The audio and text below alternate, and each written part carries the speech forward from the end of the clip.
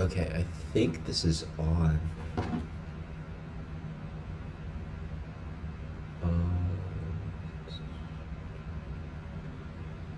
Okay.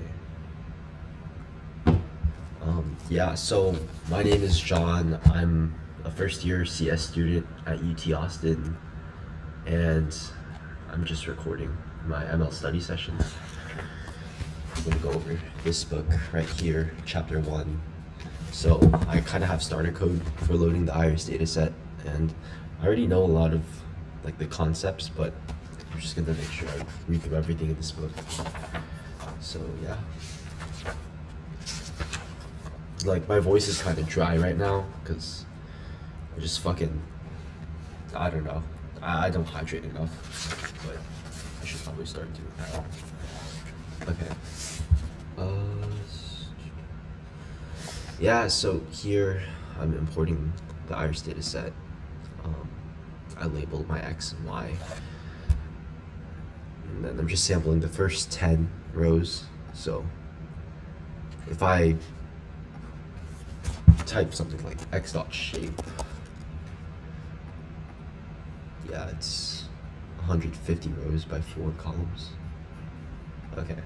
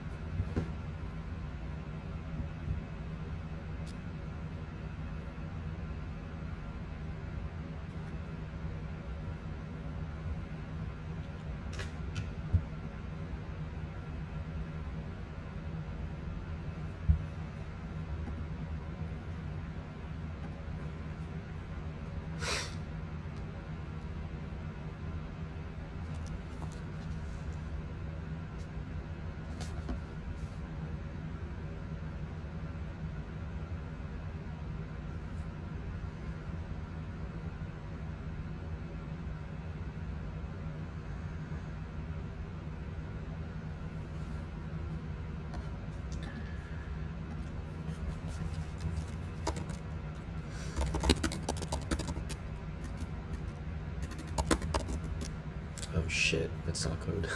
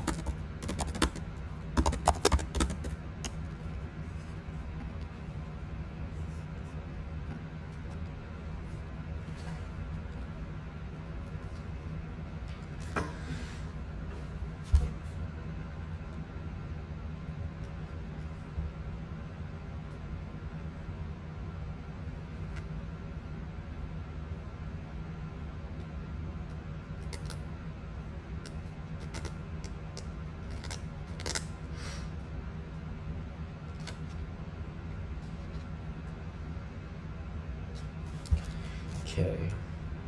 Part of the book gives some code to visualize the data.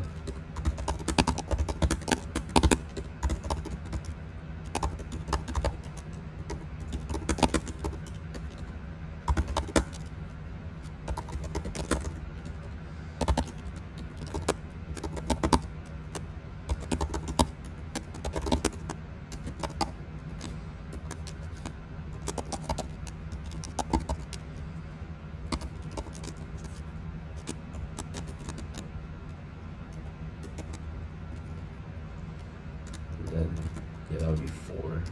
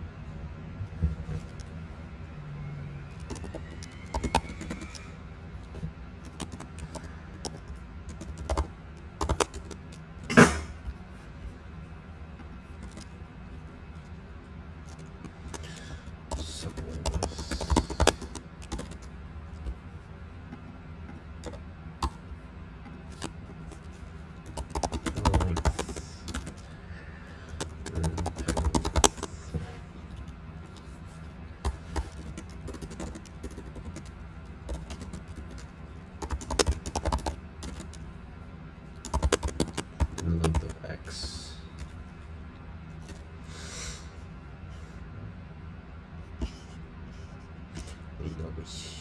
We define as capital X. Our data frame is then defined as data frame.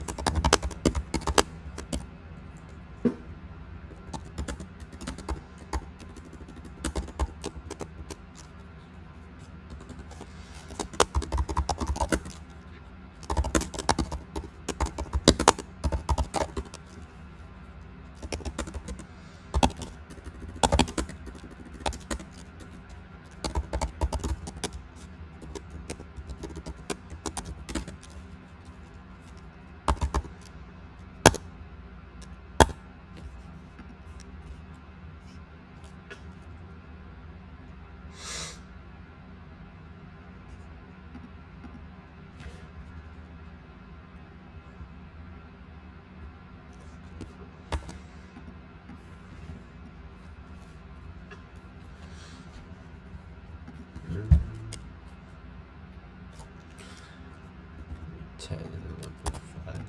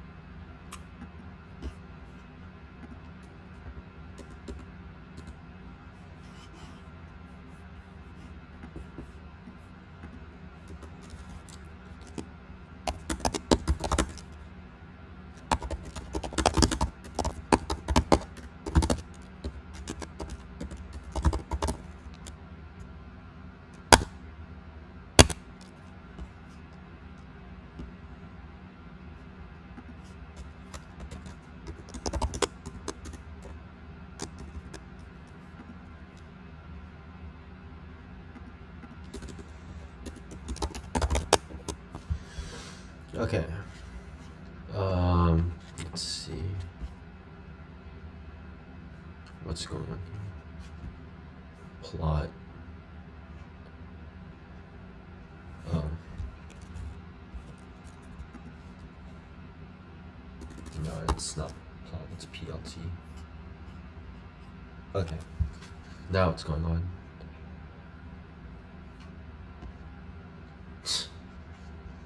Okay.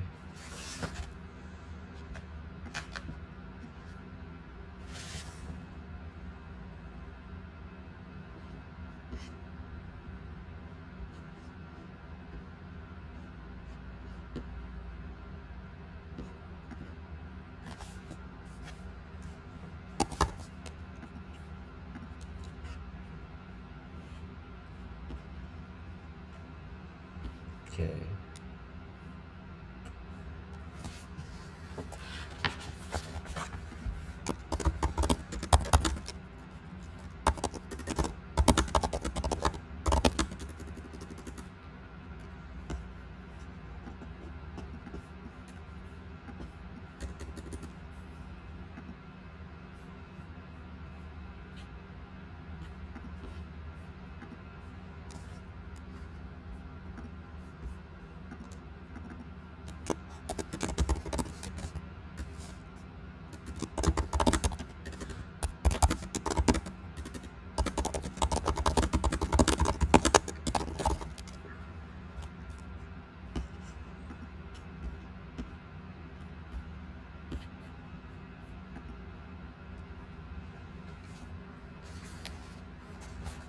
So here the book talks about the features, right?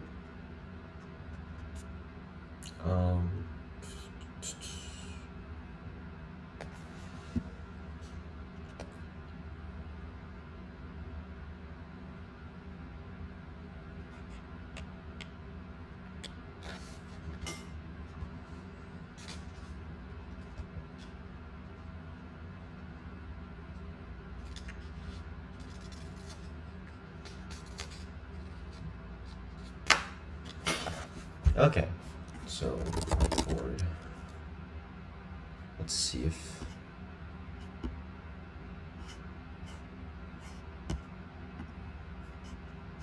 no, that's how can I draw this? Okay.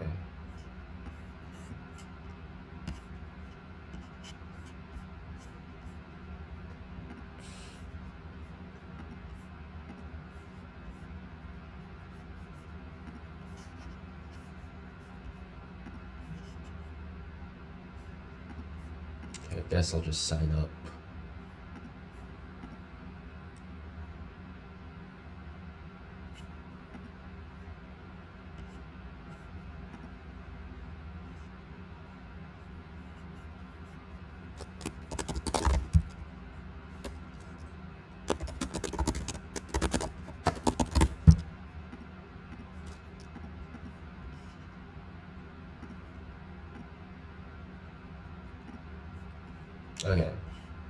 Um,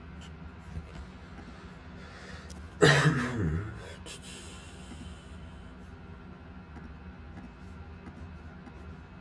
right.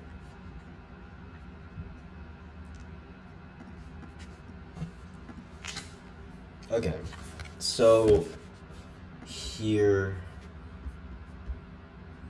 we know that there's 150 or data points, and then there's 4 different features, and for each data point that has 4 features is either classified as a 0, 1, or 2, which corresponds to three of the different classes. Now we know that the mean, right, which is denoted as this, can be calculated as like 1 over n, which in this case would be 150 data points. And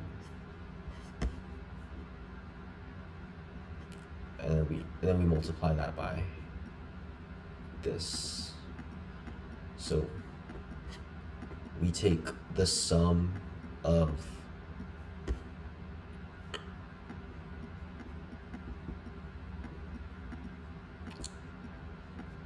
each x, which is an element of the domain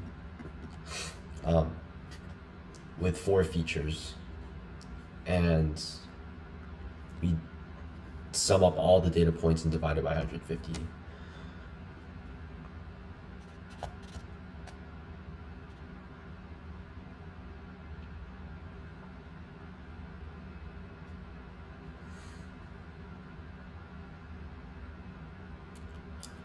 And then the standard deviation, which would be related to that, which is equal to the square root of, so it would be n over here, and then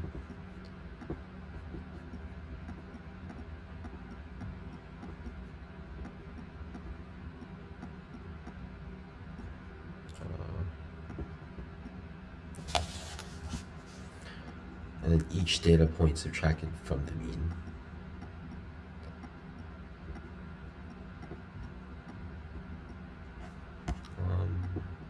Yeah.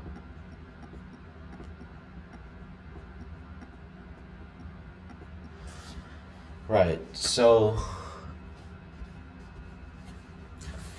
why do we do this? Okay.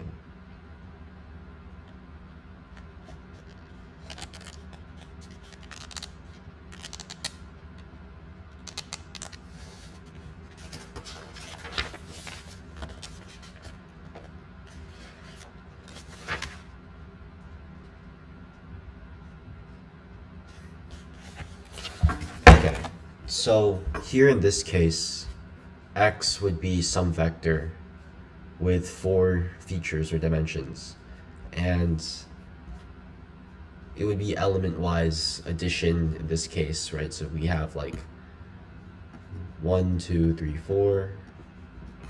Well, let's say this is one vector, and then here another vector which has 4 elements. So then we just do element-wise addition for this, and then we take this resulting 4-dimensional vector, which would be our mean, and then we do element-wise subtraction for each data point subtracted by element-wise subtracted by our mean, and then we square it.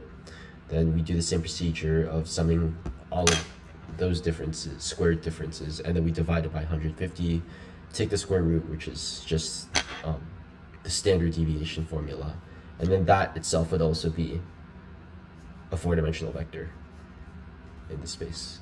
Okay.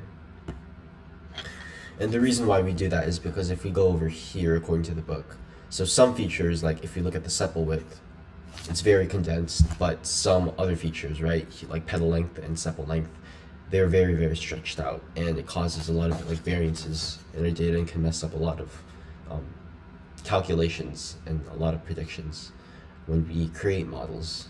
At least that's what I'm assuming. Hopefully that's the task, right? But yeah. if we remove it, then it should fix a lot of things.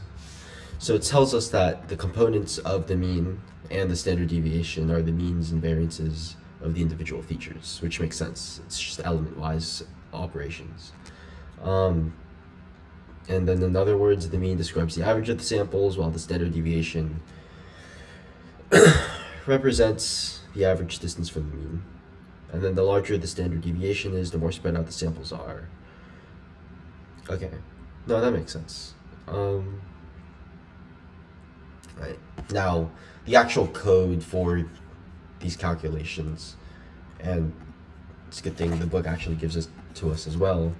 So, right, we call it x scaled, which is just x minus x dot mean, right, with the axis 0. And we divide it by x dot s, not s to d, the standard deviation along the 0 axis. Let's sample the first 10 elements and see what that looks like, right? If you run this, yeah, so here,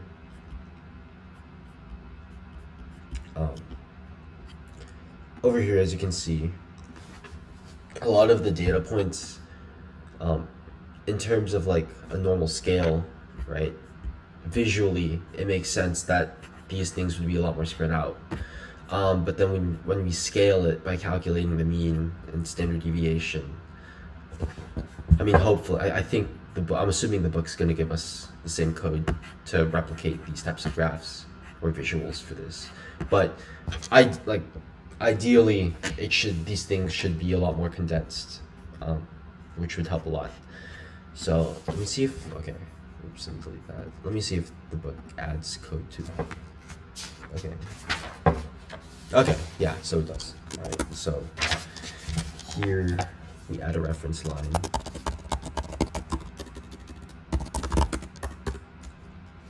Okay, so grid.define.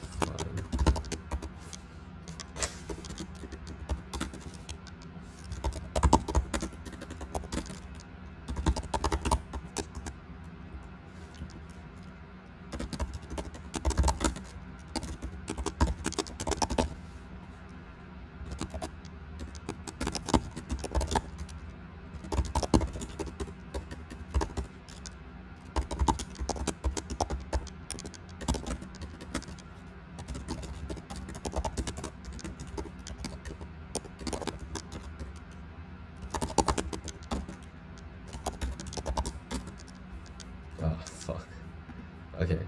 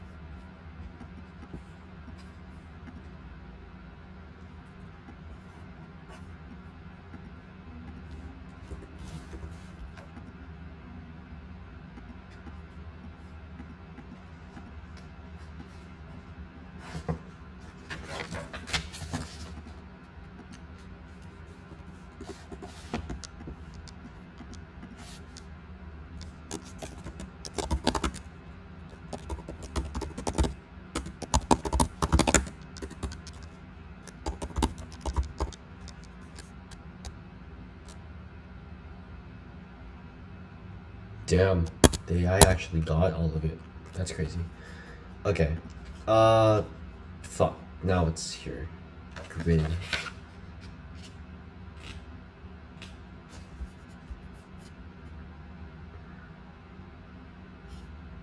Oh shit. Okay. Here, let me just.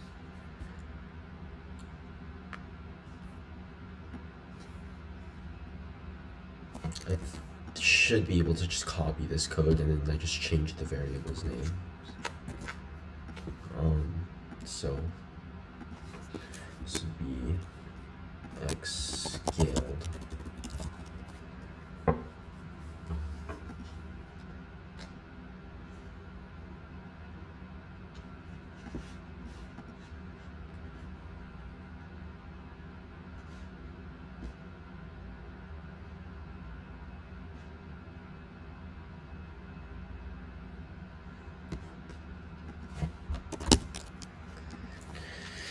Okay, this should be fine. Okay, so let's review the code again. So we take the scale data, these are our labels, right? And then we initialize the faucet grid object. Densities, okay, should be fine. No attribute map.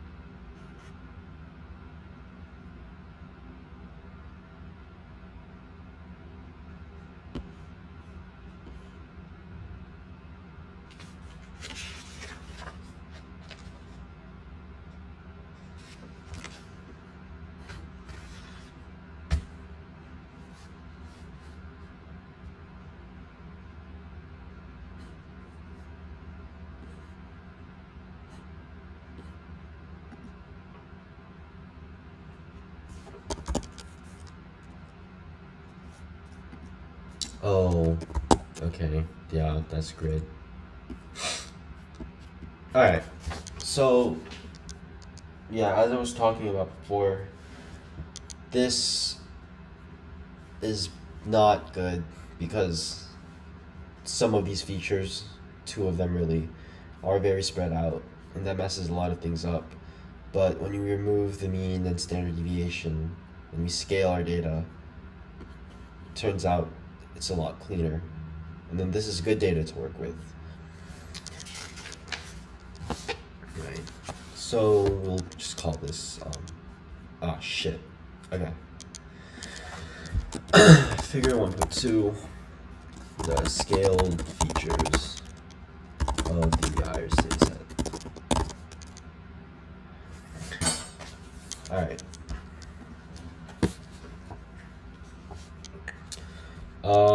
Now if you compare the modified version to the original, you can see that its features are on the same scale. In other words, we transformed the dataset to a more expressive one.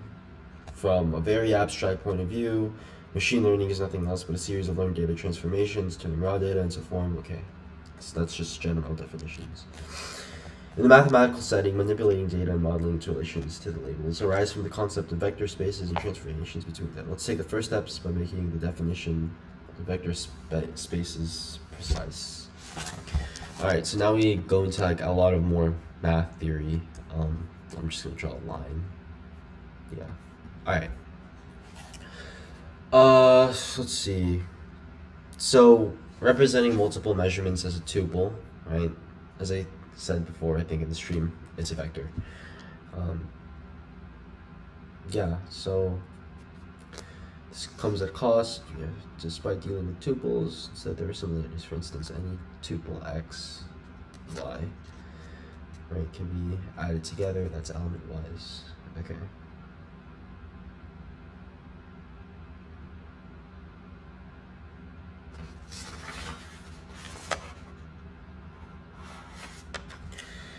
Okay, so, I mean, basic math, right? If we have here, let's say we have a vector x,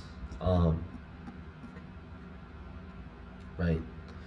If we, one property of a vector is that we can multiply by scalar, which would mean it would just be like the same vector, but maybe stretched or scaled down smaller. If you multiply it by some constant c, this would be our vector c of x. Now let's say on in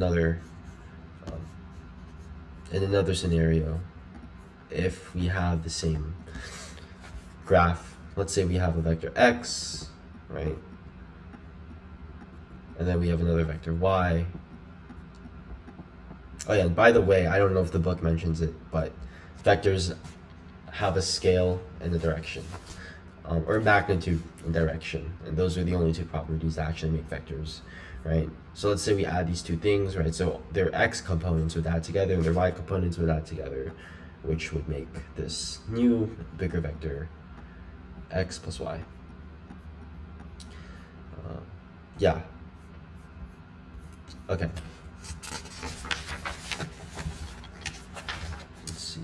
What else does this go through? Okay.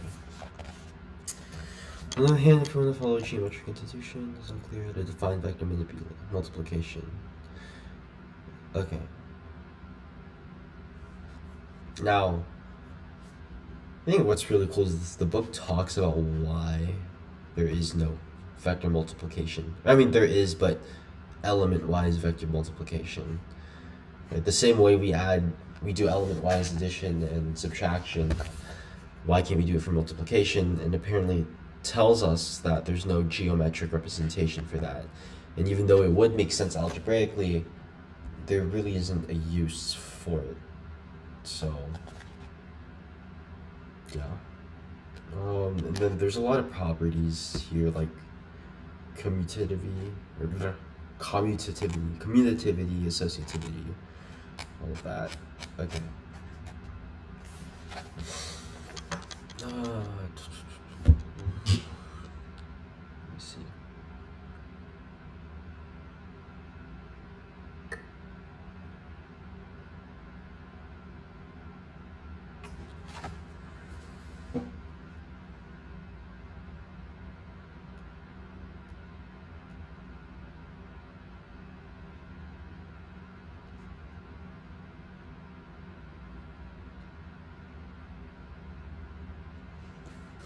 Okay.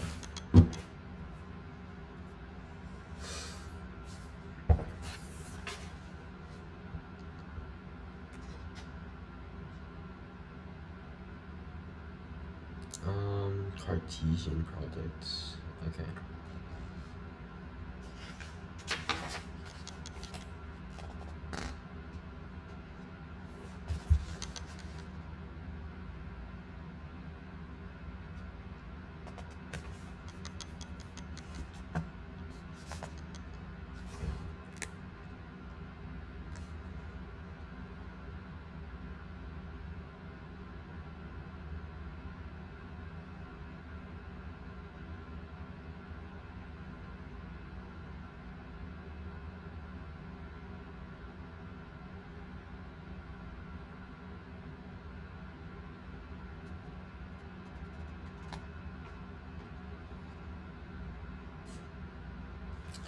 Alright, let's see. Another lesson, the book, is that vectors aren't just a collection of finite elements. They can also be represented by polynomials. And the same properties that apply to vectors also apply to polynomials. So here it would just, they're defined as this.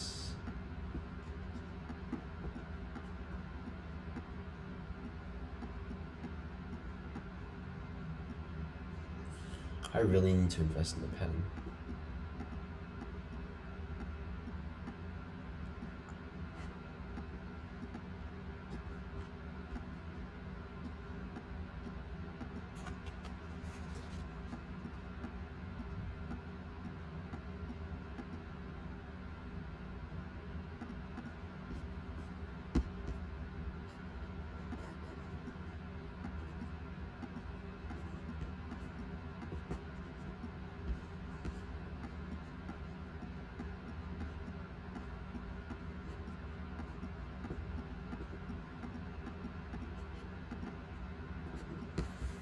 Alright, this is very messy, but I think it gets the job done.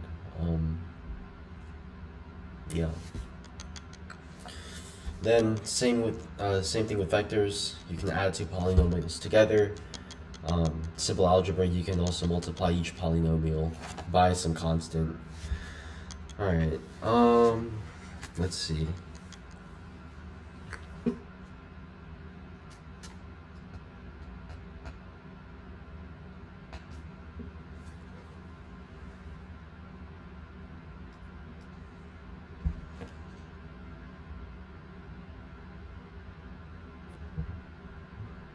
Let's see. What if my stream is on?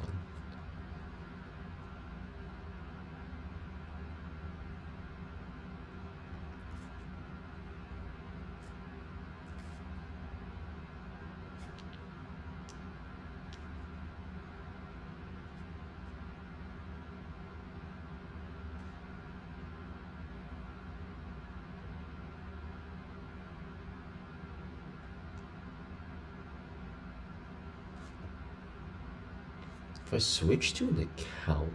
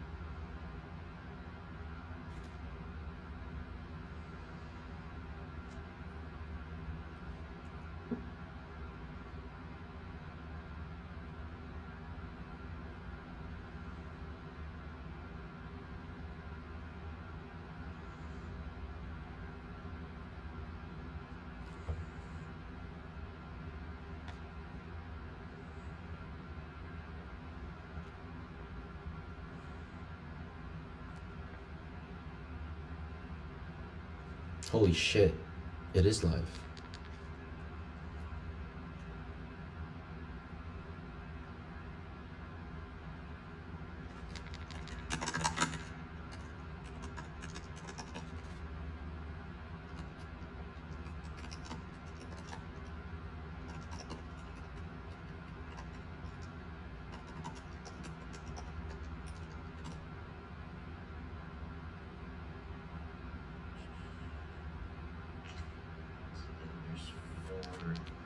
Different features and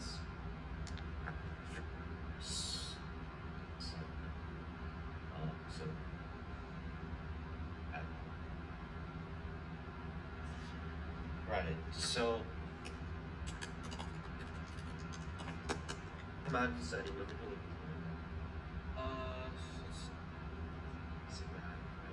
okay, that does work. Okay.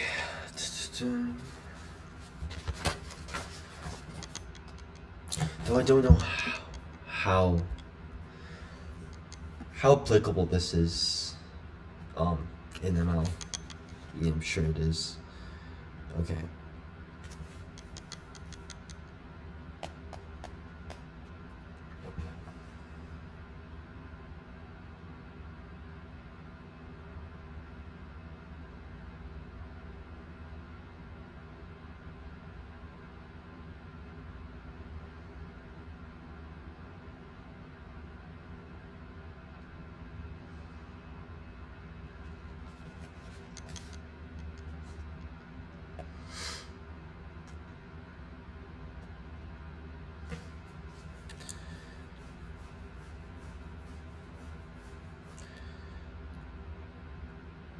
Okay, so another notation for vectors is, let's say we have a vector v, right? And then it's some tuple that's like, I don't know, A, B, C.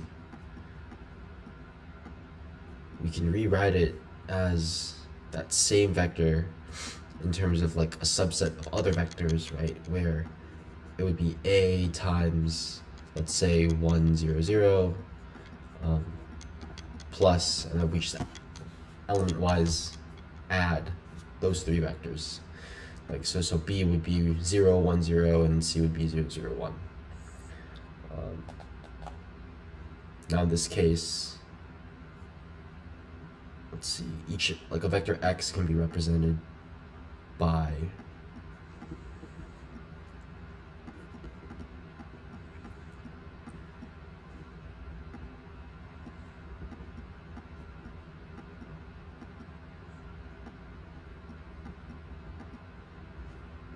and then where x subset I is an element in the real numbers set, and then EI would be some arbitrary vector element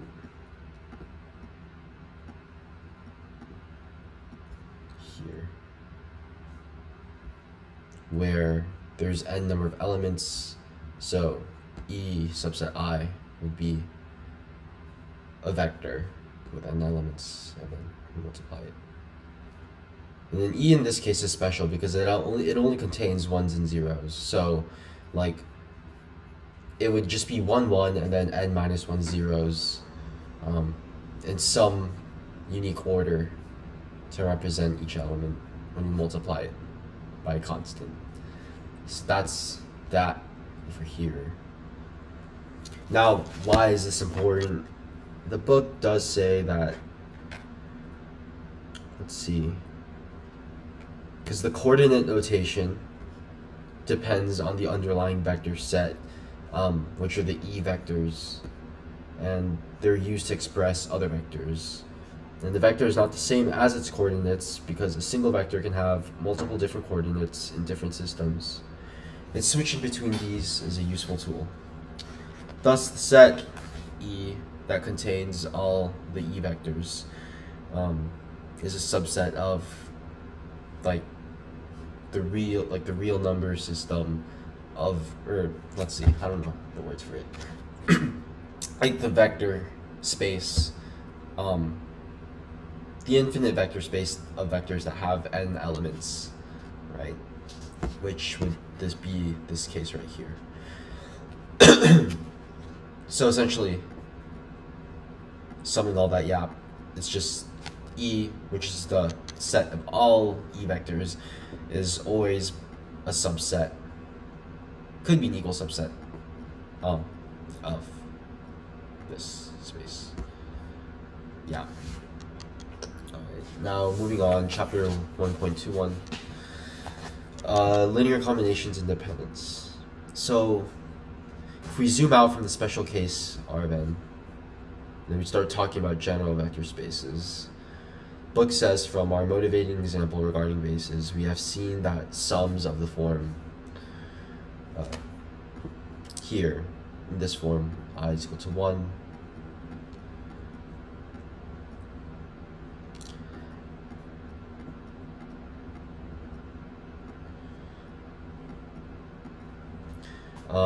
where Vi, this is Vi,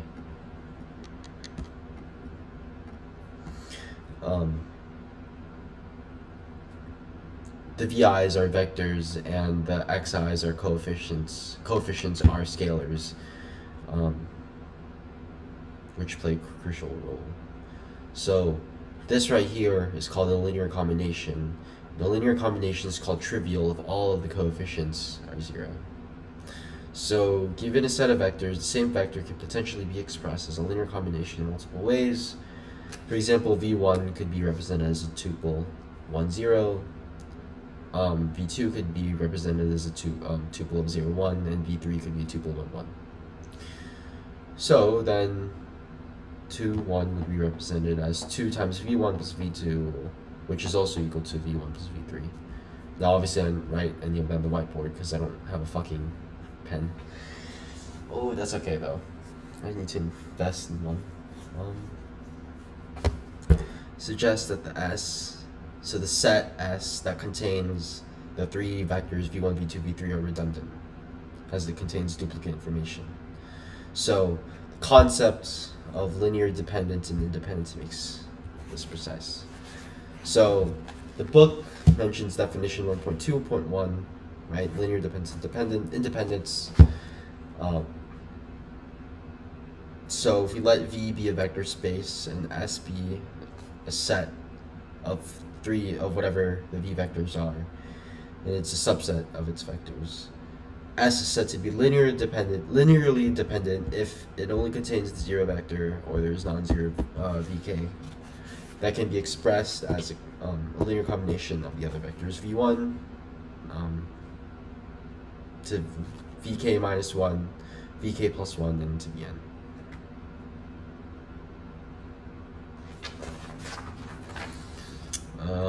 Okay.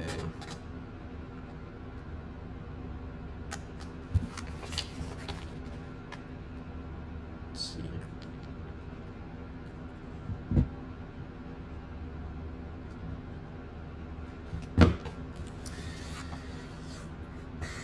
Okay. Someone should obtain the null vector can be obtained. Okay. I don't think this is important, but yeah. Just gonna get water.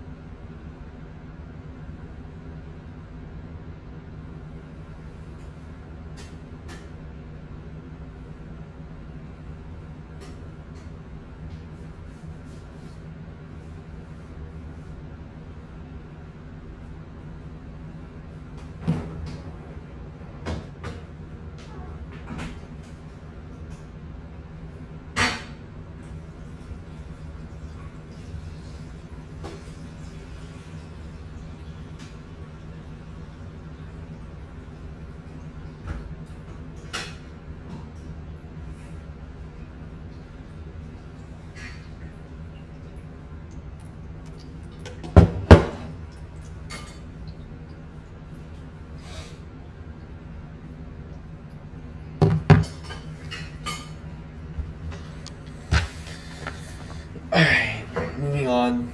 We have spans of vector space. So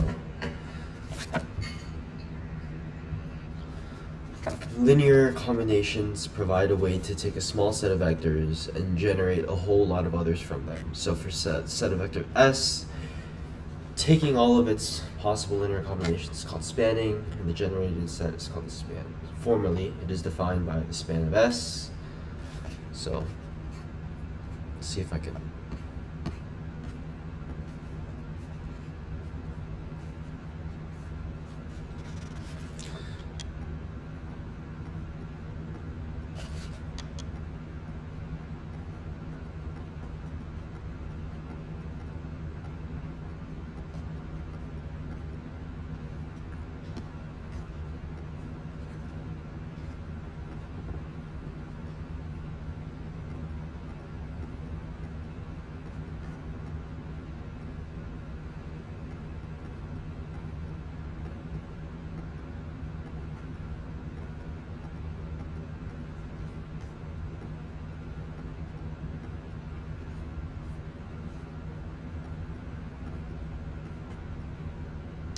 That's the natural number set.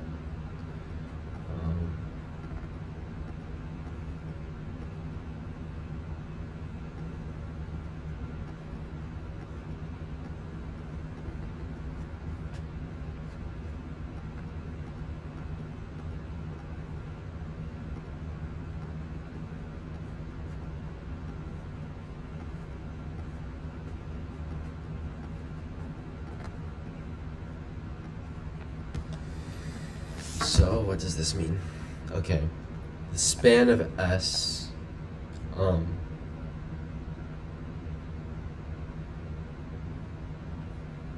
is the summation of the linear combination where n is a natural number and vi is an element of the subset of the vector space, and then xi is obviously a scalar. Okay. Alright, yeah, no, that makes sense. So, like, there's a visual given here. They call it figure 1.5, but let's say you have a vector v. Okay, I should probably, let me see, can I? Oh, okay, I can do that. Alright. So you have a vector v here. And then you have another vector u. The span is essentially like, you take, like, you have two vectors in some 3D space, for this example. If you were to take the entire, like, region of those two vectors, like, if I draw it here in blue, like, then it would be basically this region right here, and this blue region that covers these two vectors. That's what the span is. And it's an infinite, or not infinite, but it's a summation to n, where n is any number in the natural space, because it covers this entire region. And then x is some scalar, yeah. So times v,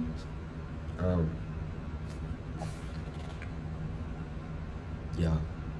I did not explain that well at all, but yeah. And then where u and v are elements in the infinite vector space,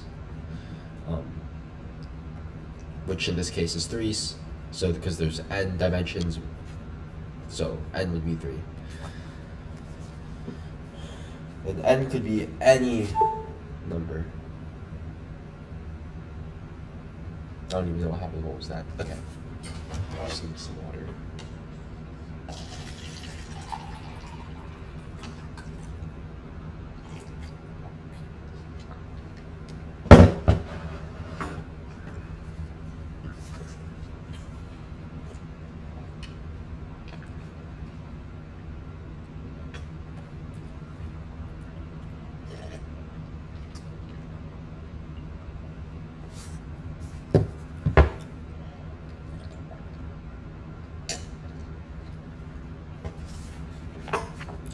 Kind of spilled some water. Now, why is this notation important? Because the span is the set of all possible subsets in this vector space that represent these vectors. So instead of listing out each one of those sets, we just have the simple notation which represents all of those. Right, so proposition.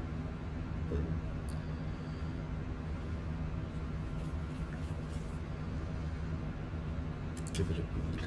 Okay. There's a proof on here, but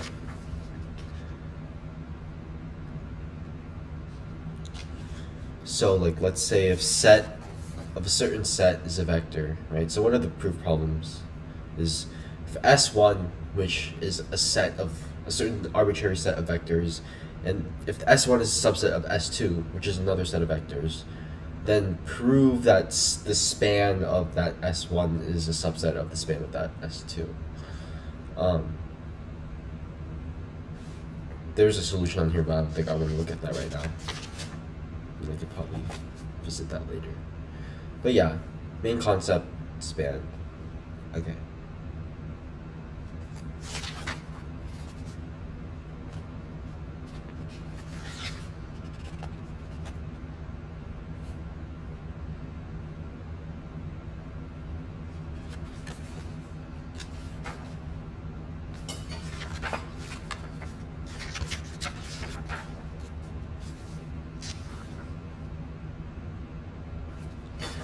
think that's the main lesson I want to go through with the book. Let's see.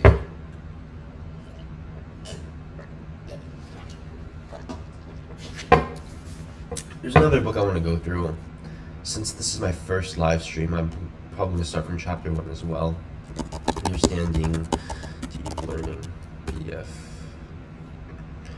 So, let's see.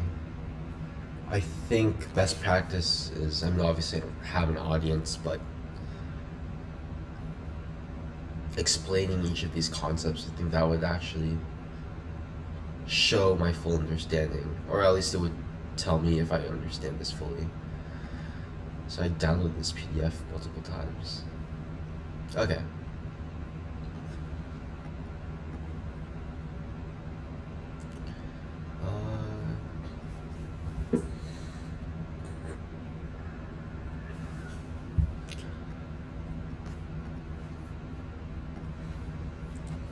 I'm just gonna go through this.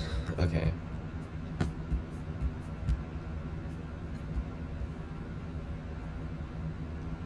Right, so we talk about AI.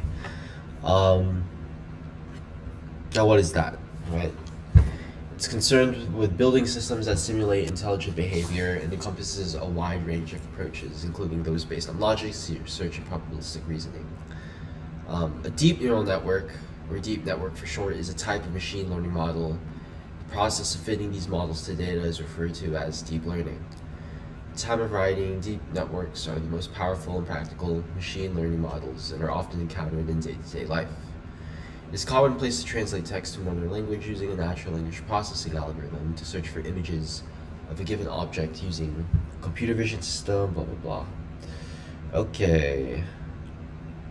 Now, it says that the goal of this book is to explain the underlying ideas. So it's not math heavy. I mean, there's this other book.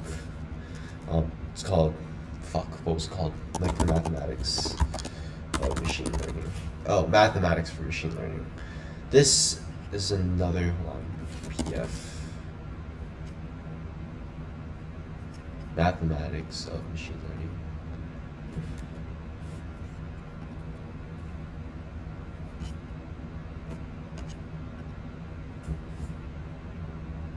Aldo Faisal. Huh. Why is it not there? Okay.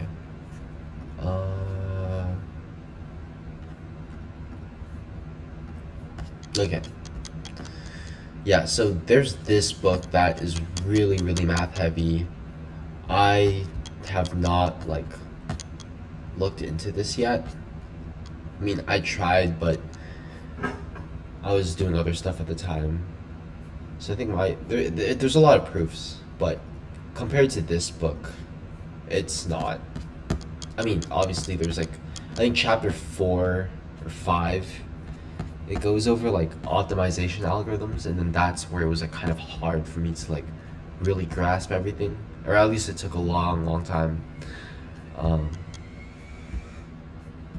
Where is it? Loss functions.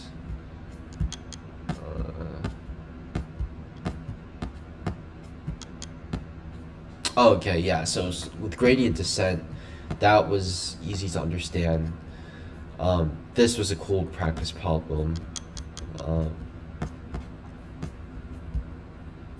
Yeah, so it was this stuff, so it was chapter 6, and stochastic gradient descent, when we take like small batches of our training data and we use that to estimate like the entire loss gradient, that made sense. But then when we started going, or like when the book starts going into momentum, Nesterov accelerated momentum, and then it was atom that was really tricky to understand. That started like, this was like the true learning curve of this book. So even though this book doesn't say it's math heavy, I still think there's a lot of math that has to be looked at, but definitely not compared to this book right here. But both are really great resources. But yeah, I'm gonna go back to chapter 1, probably. Dude, how long have I been streaming? Looking at I'm kind of tired. Might play some chess or something, I don't know.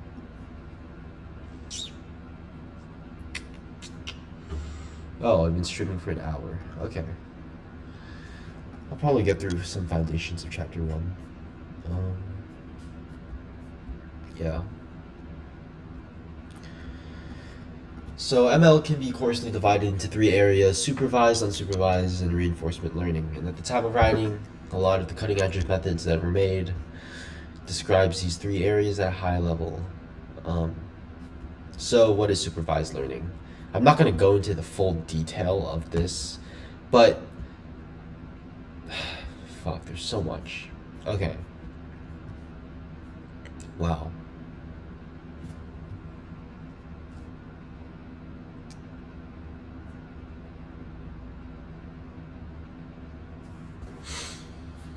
ML is an area of artificial intelligence that fits mathematical models to observe data. Okay, so I think the best way I can explain this is, like, there are 3 different types of machine learning, at least according to the book, right? So we have supervised, unsupervised, and then reinforcement learning.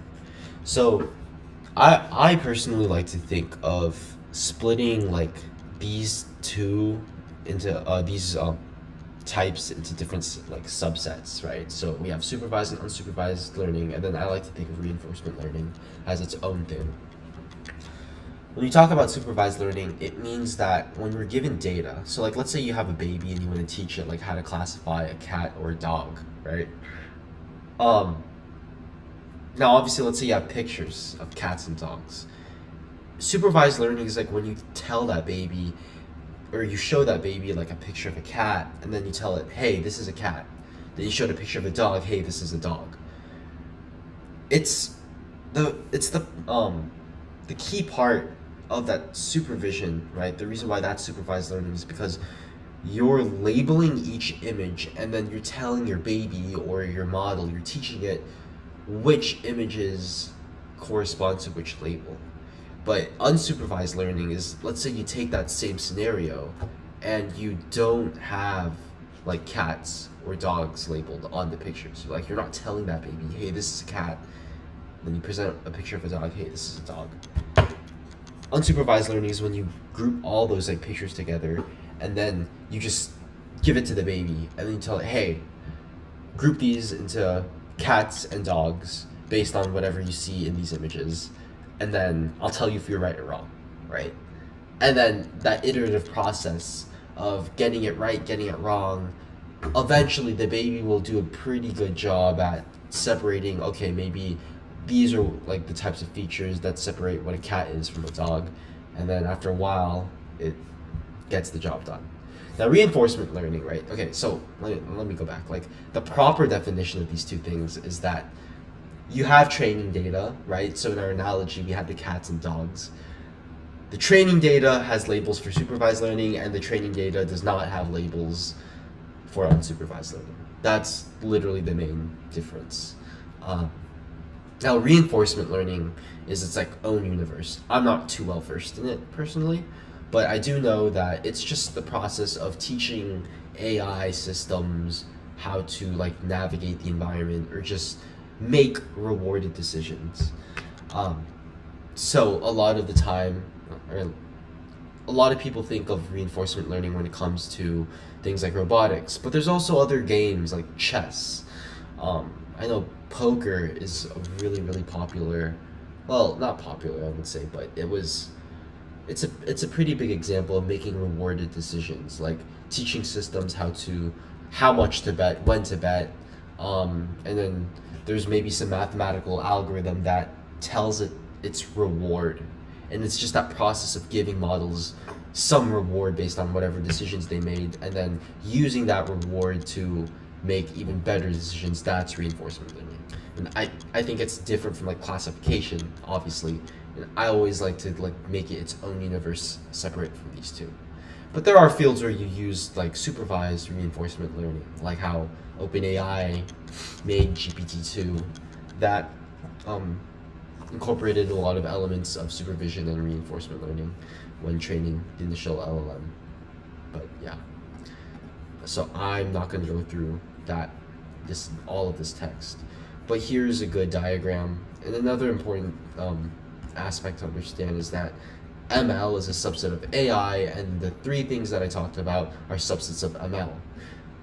Deep learning is not the only thing that's part of machine learning. There are things like gradient, XGBoost, random forest. There are a bunch of regression algorithms. Linear regression is a part of machine learning, but it's not a deep learning algorithm. A lot of problems and industry problems can be solved without the state-of-the-art deep neural networks. And I think being part of being a good AI engineer is knowing when to use a certain algorithm over the other. But yes, that's pretty much it for this part. Okay. So the book here introduces deep learning as like some black box algorithm, right? So when you have real world input, you could have like, okay, if we want to predict some house prices, maybe some of our features that we talked about, like here, this pedal, right? We have different features of the data points, and like the features like are data that describes each data point as what flower it is. Like there, it's the reason why a flower is classified as 0, 1, or 2, and it's the exact same system over here. Chemical compounds can be broken down into mathematical data to have models predict what the freezing and boiling points are. Audio, text, I think LLMs are very, very popular. All of that can be represented by some numeric input. Yeah.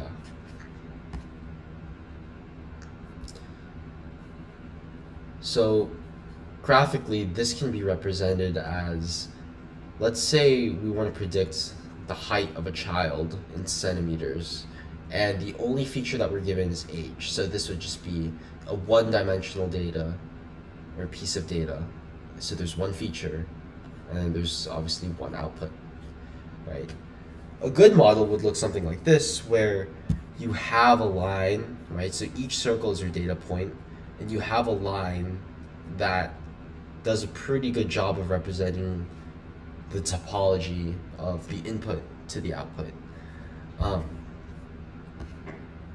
see. And then here, this text, it talks about the specific examples brought up in this figure. And if you're really interested in learning that, you can look into that stuff. Literally, just search up like understanding deep learning. Let's see. Now, we know that a machine learning model is some black box algorithm that takes in numerical data and then outputs some new numbers that represent predictive answers, right? But like, what exactly is in that black box, right? So it says here, the model itself represents a family of equations that maps the input to the output. So I talked about the topology. And then the particular equation is chosen using training data. And these pairs are represented by the orange points, and we can see that the model describes these data reasonably.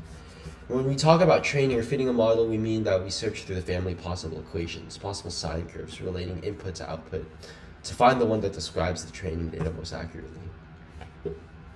Let me check how long is streaming for. Okay. 10 minutes. Okay.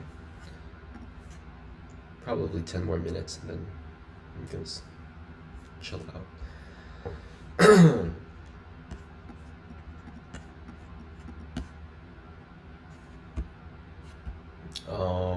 Yeah. So when we talk about training fitting model, so it's some family of possible equations, right? Now I wouldn't call it searching through. There are certain algorithms that help models like take steps to better iterate through that family, because obviously there's an infinite family of equations in a subspace, right? Because there's infinite numbers in the real number set. So there's no possible way we can just iterate through each equation and then pick the best one that best fits the data. That's impossible. But there is an algorithm for that, and that's mentioned later on. Okay, So let's see. Goes back to talking about the old examples. Now, talked about machine learning, but what is deep learning? And in this book, um, that's what it's concerned with.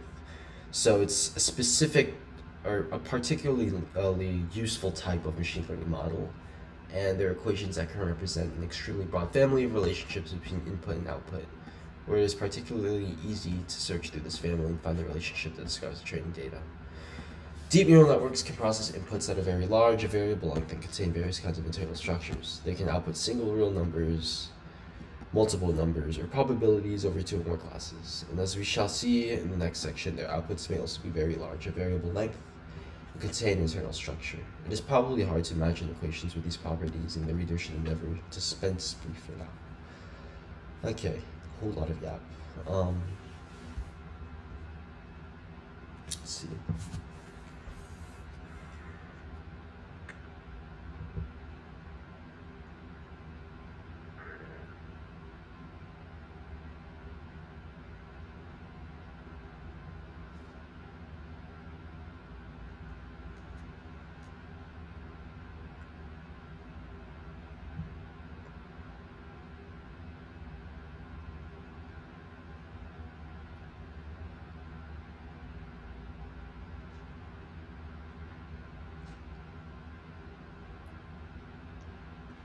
Alright.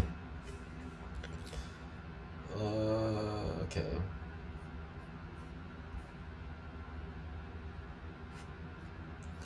Here there are more examples, right? So obviously, let's say like in segmentation, right? This is a specific type of problem. If we give it some input image, right? A model can learn how to outline the relevant objects in the scene. It can also generate heat maps. Audio can be represented into text. Text can be used to translate other text, and even now some of the best models can take in text and create images based on that text. It's really cool stuff. Let's see. Generative models, it's talked about, but the book focuses on generative unsupervised models, and it learns to synthesize new data examples that are statistically indistinguishable from the training data. Okay.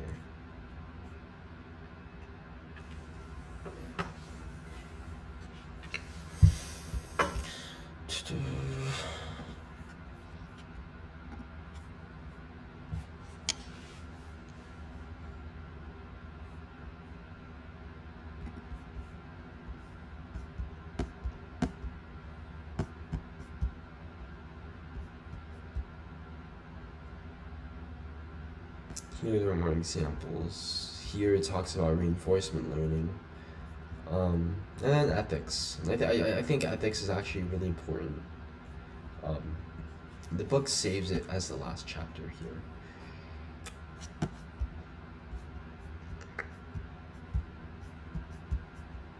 Yeah, so that's chapter 1. I like really dumbed it down, but I think I talked about the important parts of this, and it's just really unsupervised, supervised learning, and then reinforcement learning. Okay. Yeah. Dude, I'm like so tired. Can I just play some chess? Yeah, I'm just gonna call it a day. I'm gonna end at 1 in the morning, and then yeah.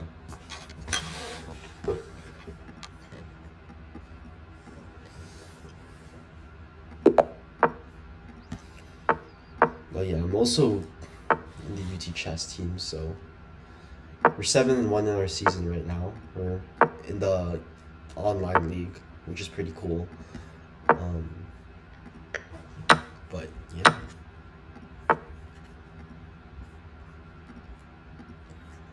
Just kind of have to knock off some rust.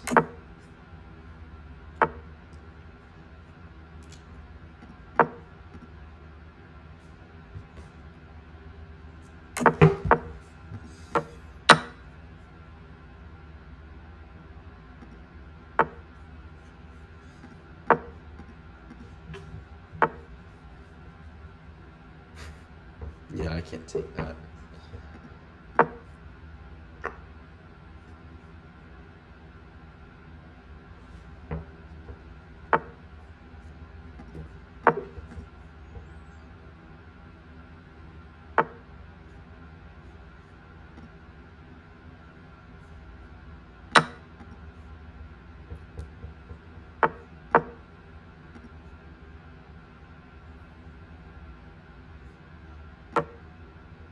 Oops.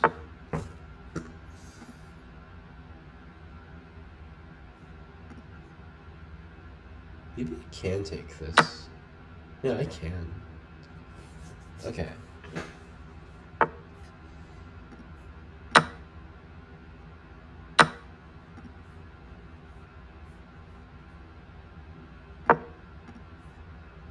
There's no threat here. Oh shit, no, there fucking is. Okay. That's fine. That's totally fine. I should be fine here.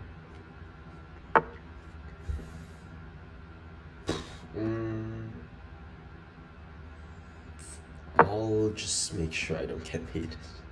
Okay.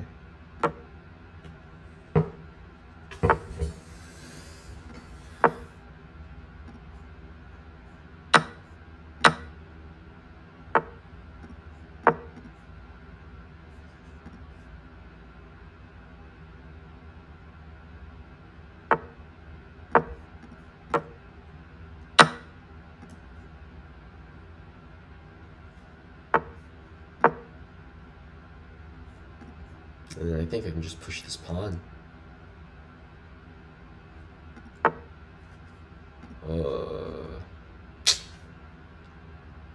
Maybe not. I mean, yeah, I think I have to give it up. That's fine. That's okay. I can give it up.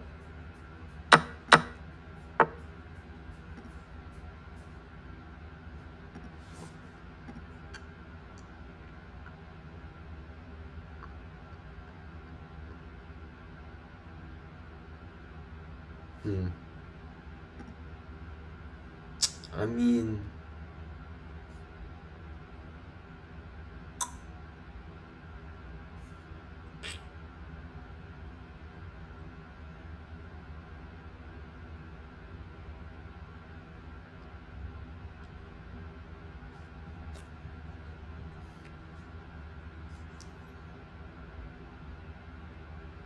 I think I can try this. It's probably stupid, but no, okay, he knows.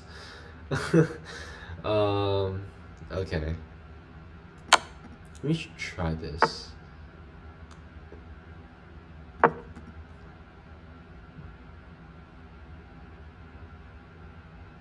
Yeah, I think I should be winning now. Okay.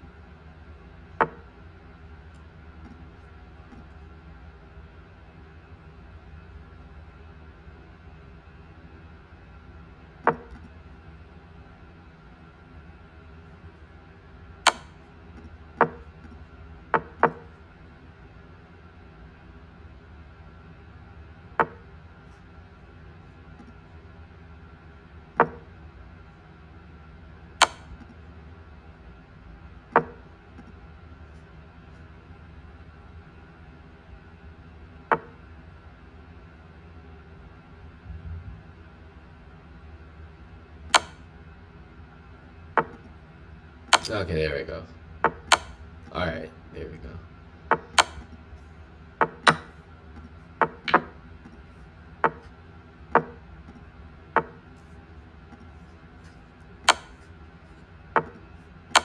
Alright. Put some music.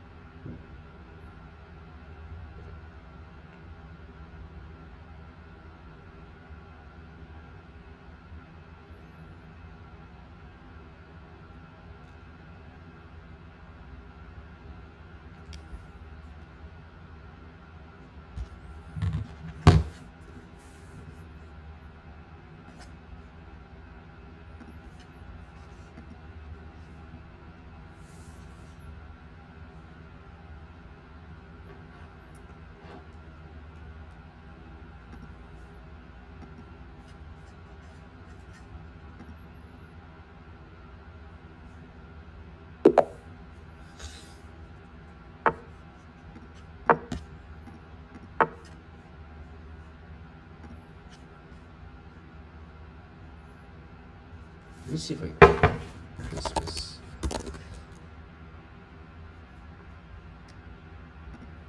There we go. Okay.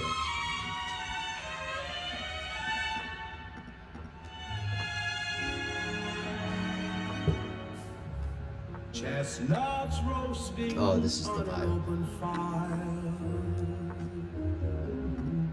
Jack Frost nipping at your nose. Yuletide carols being sung by choir, and folks dressed up like Eskimos. Everybody knows a turkey and some mistletoe help to make the season bright. Tiny tots with their eyes all aglow will find it hard to sleep tonight. They know that Santa's on his way. He's loaded lots of toys and goodies on his sleigh. Shit. And every mother's child is gonna spy No, I didn't. to see if reindeer really know how to fly. And so I'm I offering think I'm fine. this simple phrase to kids from 1 to 92. So misty. Although it's been said many times, many ways, Merry Christmas to you.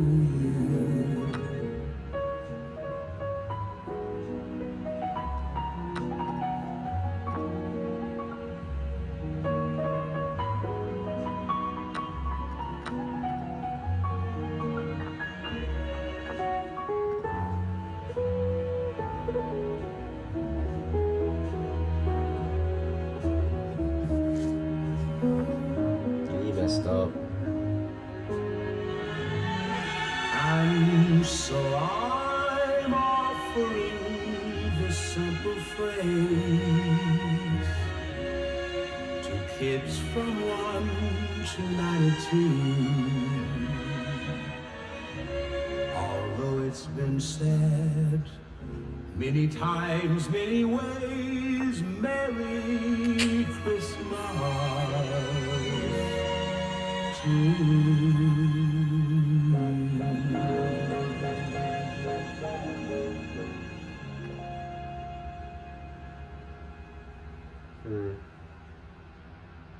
That should be fine.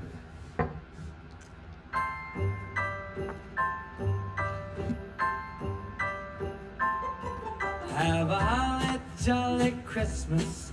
It's the best time of the year.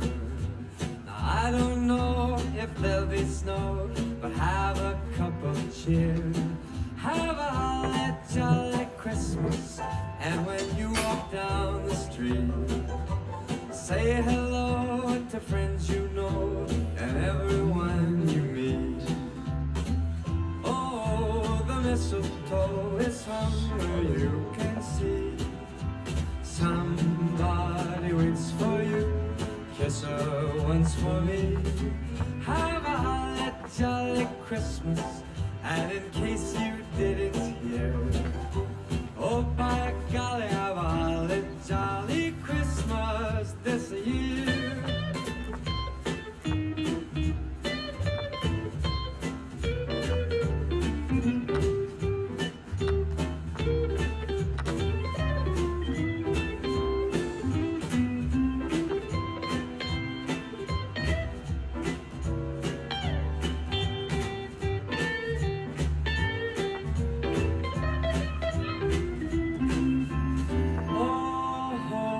Mistletoe is hung where you can see.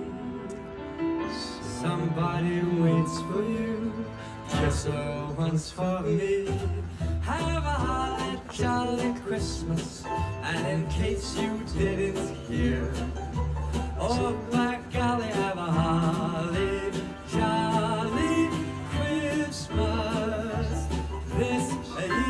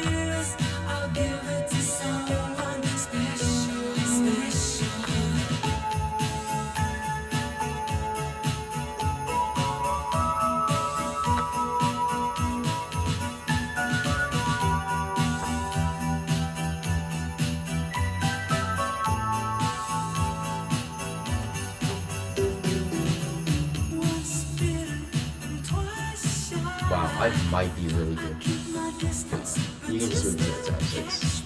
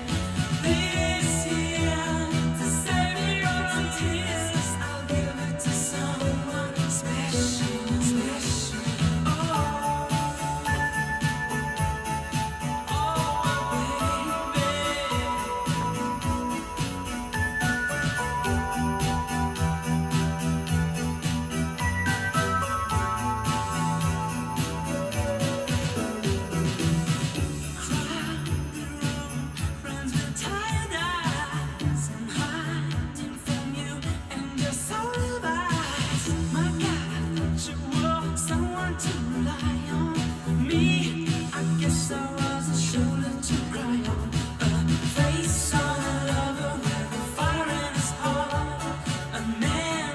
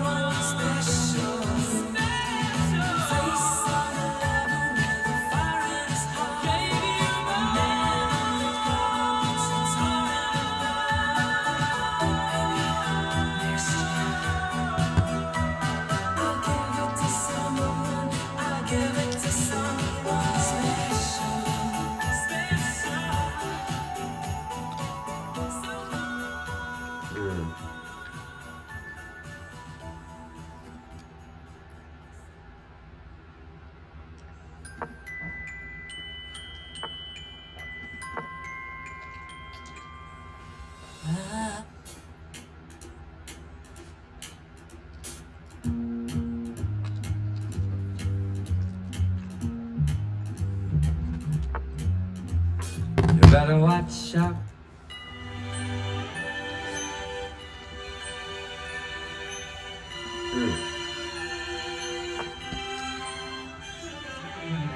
Santa, tell me if you're really there.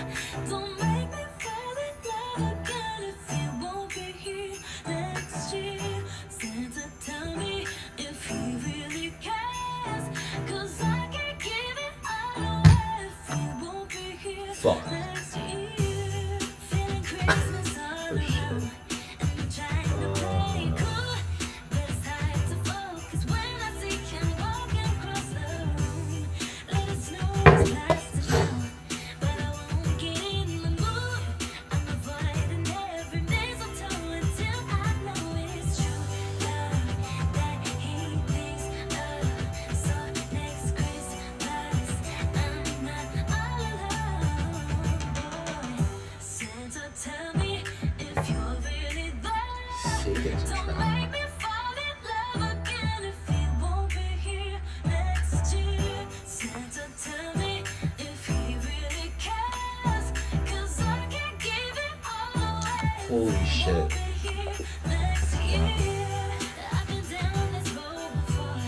Fell in love on Christmas night. But on New Year's Day, I woke up and you wasn't by my side. Now I need someone to hold. Being on fire in the cold. But it's hard to tell if this is just a fling or if it's true. Love that he thinks of.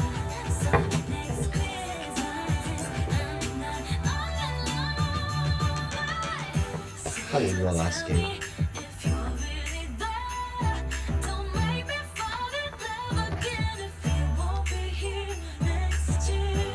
Santa, tell me if he really cares. 'Cause I can't give it all away if he won't be here next year. Oh, I wanna have him beside me like, on the 25th by the fireplace, but I don't want no broken heart. This year I've got to be smart.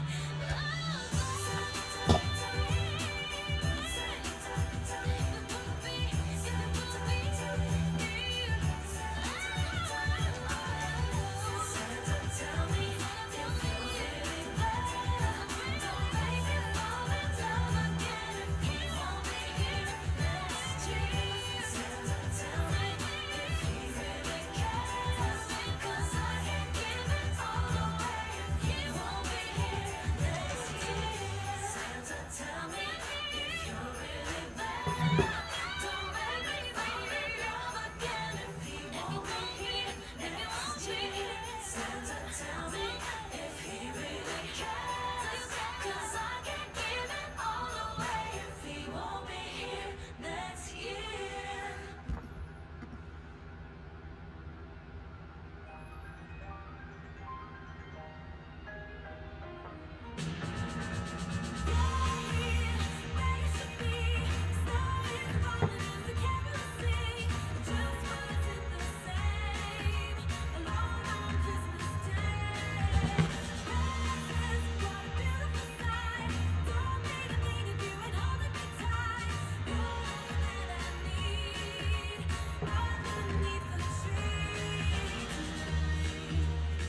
I'm gonna hold you close. Make sure that you know I was lost before you. Christmas was cold and gray. Another holiday alone to celebrate. Then one day everything changed. You're all I need.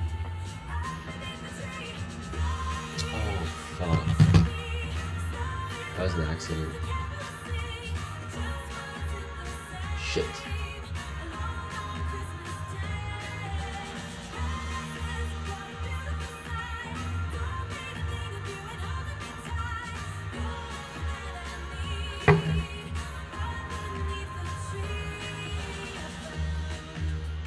What I was looking for, a love that's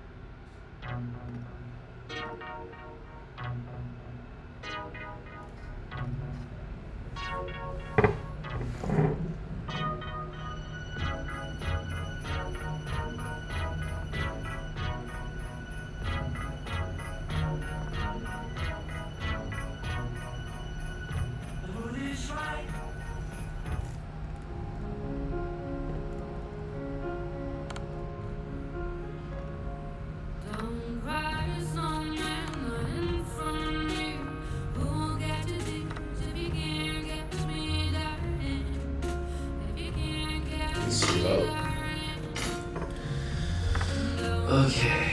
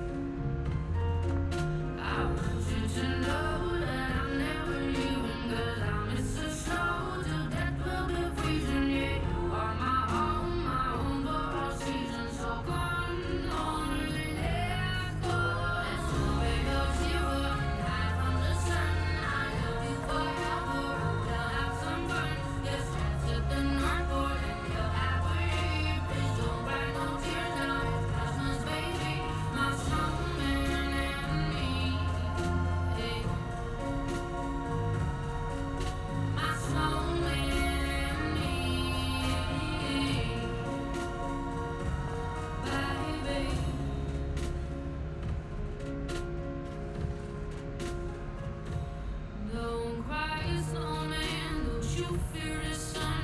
Who'll carry me without legs to run, honey? Without legs to run, honey.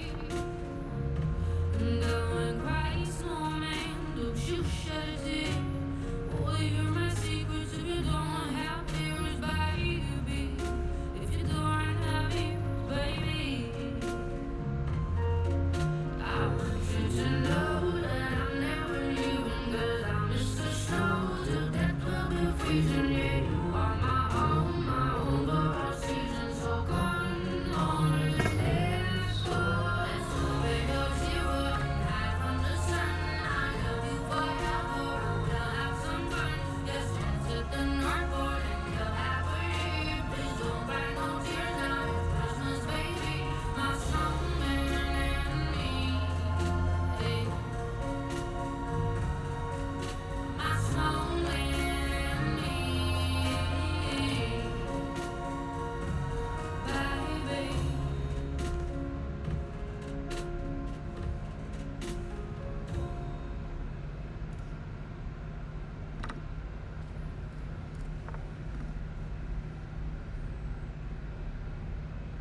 Oh, bass traps. Yeah. Okay. Bells will be ringing.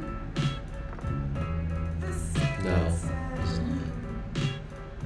Time pressure.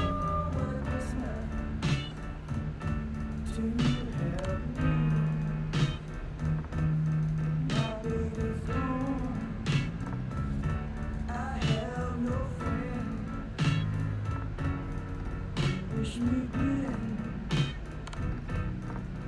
once again. Choirs will be singing Silent Night, Christmas carol by candlelight. Please come home for Christmas. Please come home for Christmas.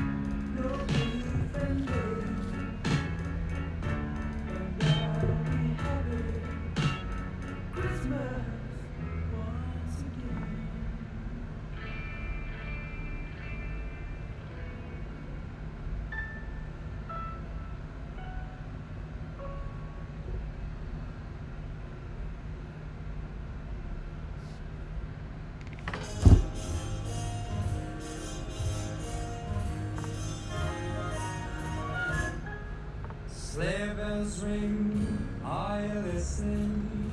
In the lane, snow is glistening. Beautiful sight, we're happy tonight, walking in a winter wonderland. Gone away is the bluebird, here to stay is the bluebird. Sing a love song while we stroll that sucks. along, walking in a winter It's whatever. wonderland. In the meadow we can build a snowman. We'll pretend that here's Parson Brown. He'll say I am married, we'll say no man, but you can do the job when you're in town. Later on we'll conspire as we dream by the fire. They celebrate plans that we made, walking in the winter wonderland.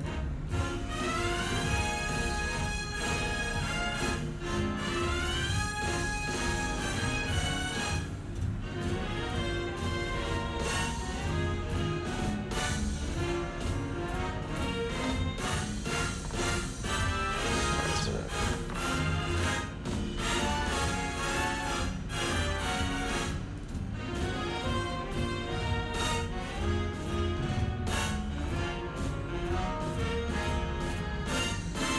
In the middle we can build a snowman.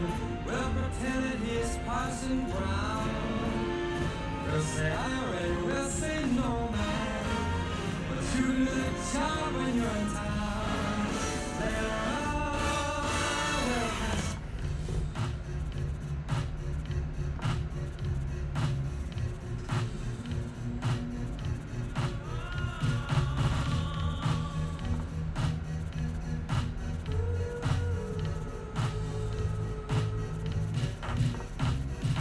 Last Christmas, gave you my heart, but the very next day, you gave it away. This year, to save me from tears, I'll give it to someone special. Last Christmas, I gave you my heart, but the very next day, you gave it away. This year, to save me from tears, I'll give it to someone special.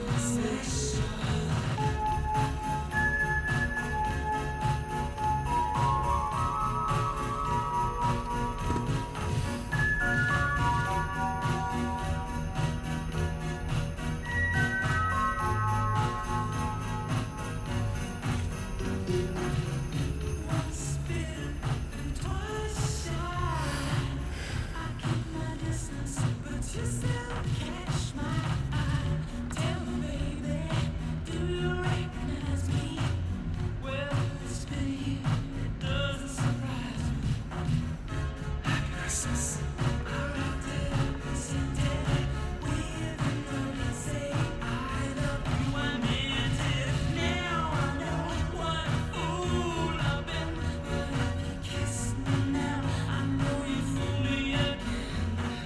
Last Christmas, I gave you my heart, but the very next day, you gave it away.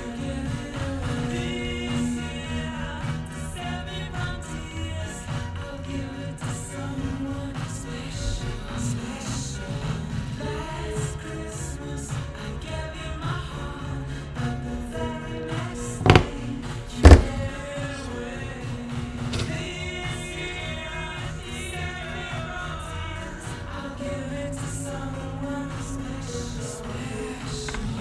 Face on a level with a fire in his heart, a man undercover puts it soaring apart. Maybe next year, I'll give it to someone. I'll give it to someone special.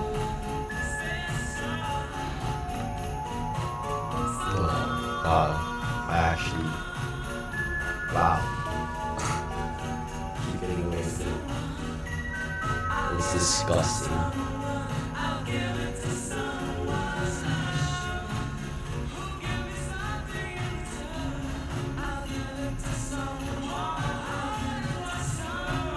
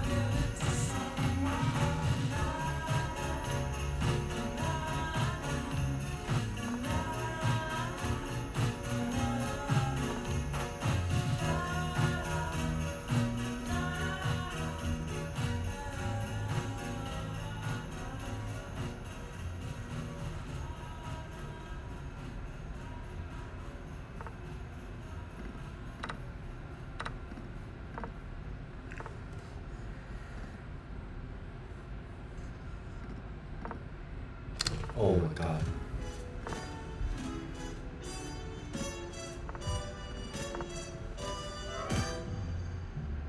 I really can't stand. Baby, it's cold outside. Get away. Baby, it's cold outside. This evening has been Hoping that you so drop in. very nice. I'll hold your hand. They're just like My mine. mind will start to Beautiful, worry. what's My your body will be pacing the floor. Listen to that fireplace So really, I'd better scurry. Beautiful, please don't Maybe just to have a drink more. put some records on while I The pour. neighbors might think, Baby, it's bad out there. saying what's in this drink. No cabs to be had out there. I wish I knew Your how eyes are like starlight. to break this spell. I'll take your hat. My Here baby, I am. I ought to say no, no, Mind no, if I sir. move At least I'm gonna say that I tried. my I pride? really can't Baby, don't stay. hold up. Baby, it's cold outside. You're very pushy, you know. I like to think of it as opportunistic. I simply must go. Baby, it's cold outside. The Aw. answer is no. Baby, it's cold outside. The welcome has been Stop rocking and shoes so on it. nice and warm. Look out the window at the My sister stars. will be suspicious. Look, My baby, brother will be there at the waves of door. cottage tropical My shore. neighbor's mind is Your vicious. lips are But maybe delicious. just a Right. cigarette more. Such a I don't good need to smoke. before. I gotta get home. Baby, you'll freeze out there. Say lend me your comb. It's up to your knees out Right. there. And that's it You've for really today. been grand. If you were that Yeah, it's been almost 2 hours. how can you do? Well,